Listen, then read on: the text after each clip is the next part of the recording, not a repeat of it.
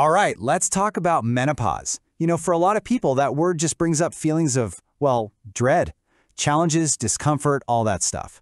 But what if we could flip that script?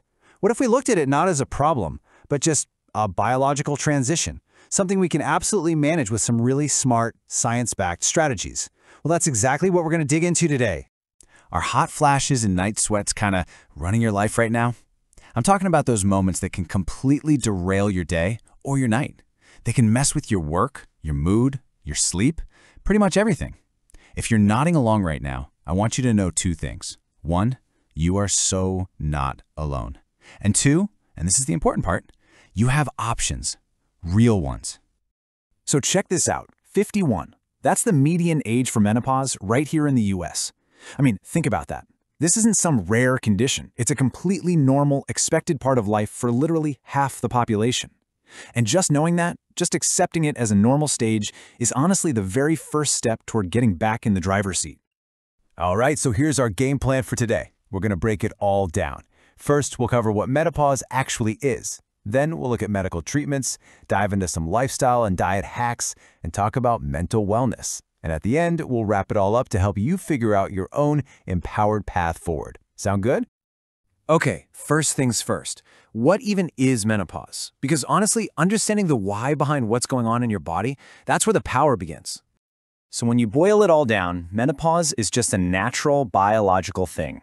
The official diagnosis comes when you've gone 12 months in a row without a period. And the reason?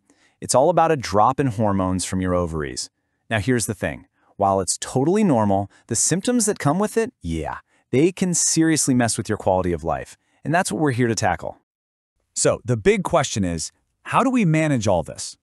Well, let's jump right into the medical toolkit because there are some really powerful research-backed options out there. Okay, so when you talk to your doctor, you'll probably hear about two main paths for treatment. Path number one is hormone therapy. This is pretty straightforward. It uses estrogen and progesterone to, replace what your body stopped making. And for those really intense hot flashes and night sweats, it is hands down the most effective tool we have. Then there's path number two, non-hormonal therapy.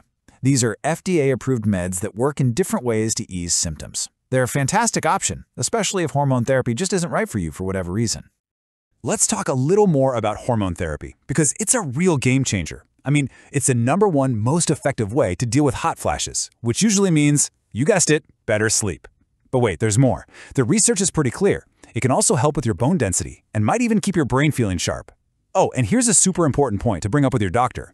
The newer micronized progesterone seems to have a lower breast cancer risk compared to the older synthetic stuff. That's a huge deal. But what if hormones aren't in the cards for you? No problem. Let's talk about a really solid, non-hormonal option called paroxetine. It's an SSRI, and it's actually FDA approved specifically to treat hot flashes. Basically, it helps calm down your brain's internal thermostat. This is a go-to for so many people, especially those who can't or prefer not to use hormones, like survivors of breast cancer. And does it work? Oh yeah. We're talking about studies showing it can slash the number of hot flashes by up to 2/3. I mean, just imagine cutting your hot flashes by more than half. For a lot of people, that is a massive, life-changing difference. It's about getting your comfort back. All right, another tool in the non-hormonal toolbox is gabapentin. This one is also super effective, but it has a slightly different superpower. It doesn't just reduce how often you get hot flashes, it actually dials down how intense they are when you do get them. And the numbers back it up. We're seeing a reduction in the severity of hot flashes by as much as 60%. So what does that actually mean for you? It means that even if a hot flash starts, it might feel more like a warm moment instead of a 5-alarm fire. It's way less disruptive, and that's a huge win for feeling in control again. Okay, enough about the medicine cabinet for a minute. Let's shift gears and talk about the stuff you can control every single day, in your kitchen and in your sneakers. We're moving on to lifestyle and diet strategies, and trust me, these are powerful ways to support your body from the inside out.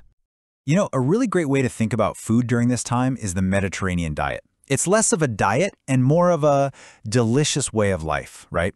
We're talking about filling your plate with things like beans, fish, tons of fruits and veggies, good fats from things like olive oil, and yummy whole grains. There's even some good research that soy can give your mood a little boost. And on the other side of the coin, it can be helpful to maybe ease up on processed foods, sugary drinks, and too much caffeine or alcohol, since those can sometimes be triggers for symptoms. And oh my gosh, sleep. Can we talk about sleep?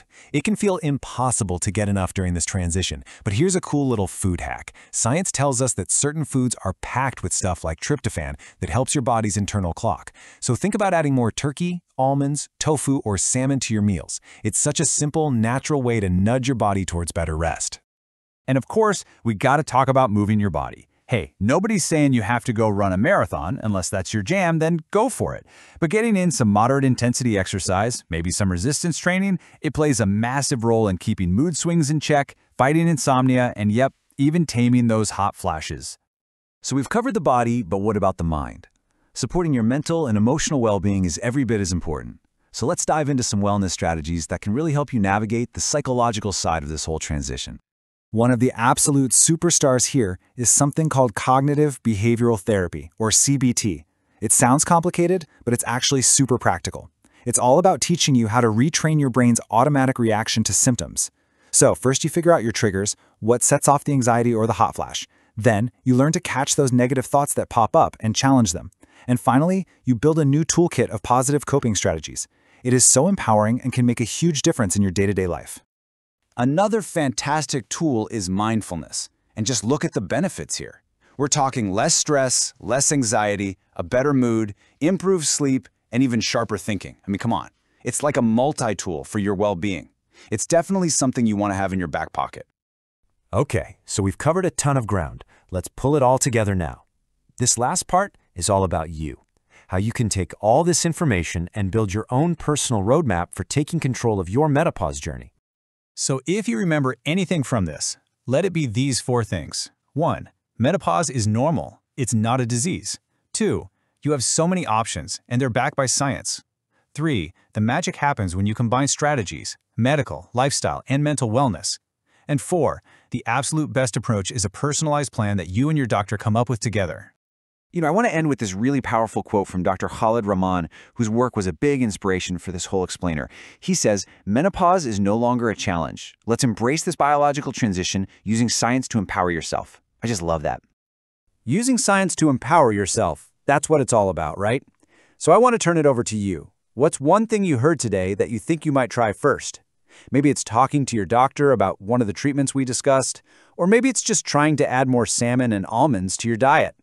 Whatever it is, I'd love for you to share it in the comments below. Let's get a conversation going and support each other on this journey.